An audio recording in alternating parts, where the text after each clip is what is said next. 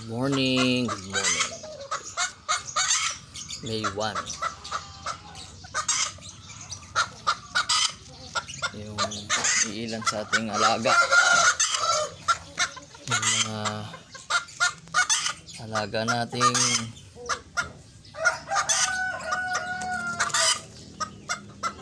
kakaiba sa paningin ng iba.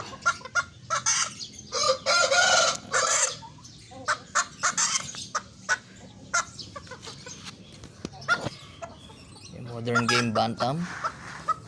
Okay, let's proceed to Chabo bantam, Frizzle type.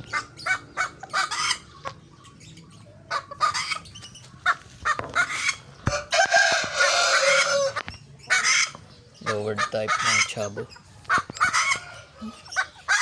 And ito naman Spanish white face black chicken.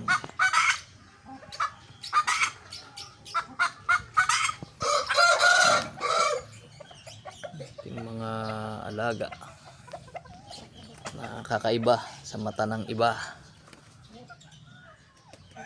Ito ay isang Panagador chicken. Originate naman to galing sa Japan. And dito naman ay isang Shamo. Isang German Shamo. Ayan.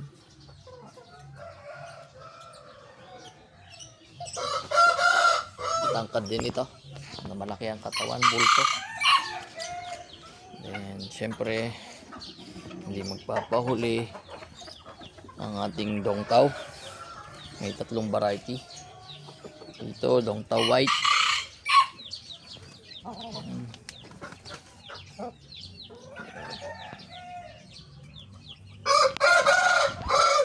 Ang mga dongtaw whites natin. So, dito naman dongtaw red.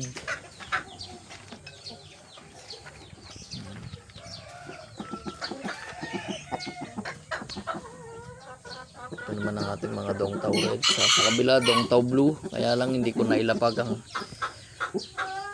rooster natin na blue. Ayan, ilan lang yan sa ating mga alaga dito. Ito may mahaba ang binti pero maliit pa rin. Ayan ay modern game bantam. Ito parang wala namang binti. Ayan. Ito naman binibida niya naman dito yung mukha niya. Mukha niya puti at itim ang balahibo. Ito naman ang binibida niya dito ay ang kanyang buhok. Ayan. Doon naman pinapakita niya naman ay ang tikas niya, kanyang tikas at ang laki. Siyempre dito napakita nila dito yung laki ng paa nila, maladragon na paa at laki ng katawan. Ganon din dito.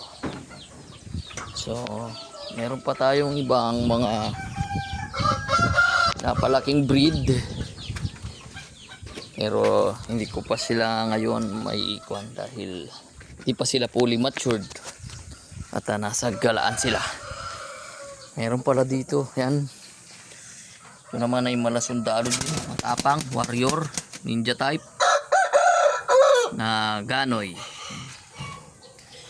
Dito naman yan, Chinese silky chicken na turkey neck. Dito naman ang matangkad ko at ang pinakamatanda ngayon dito ang Indio Gigante natin. Isa sa pinakamatanda ditong manok. Yung asawa niya doon ay medyo malabo na yung mata. So yung iba dito sa galaan pa, napapahinga sila sa lilim. soon, paglaki nitong mga to, ipiflex din natin sila. Pagka fully developed na. Kasi pag ang manok, hanggat hindi ito matanda, siguro, estimate ko, pag hanggat di nagwawalong buwan, hindi lumalabas yung tunay na ganda ng balahibo nila. Pa sila nakakapagbihis ng maayos.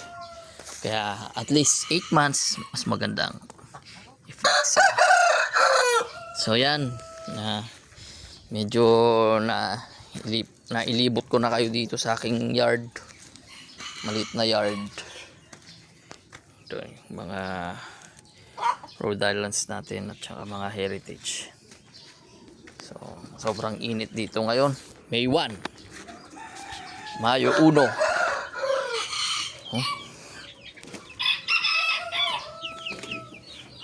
Yan ang ating mga alaga dito sa Tarlac City na medyo kakaiba. Actually kakaiba sila. Yan. Iba sila sa mata ng iba o bago sila sa mata ng mga bago. Pero karaniwan na to sa mga katulad ko na may hilig sa mga fancy chickens and rare type of chickens.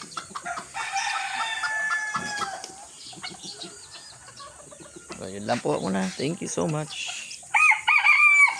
This is Chura Kotwason. Bye bye. God bless po sa lahat.